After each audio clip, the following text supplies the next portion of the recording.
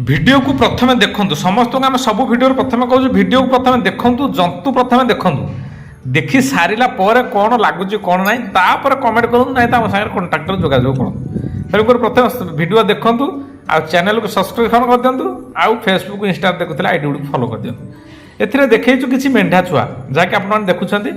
भेड्स cross र किछि मेंढा छुआ अछन जाके किछि कलर मिक्सिंग लागुछन्ती आउ किछि अछन्ती जाके मुंडरे चांदिया टाइप र रहउछन्ती भलो देखिबा को हेल्थ ग्रोथ बहुत भलो अछि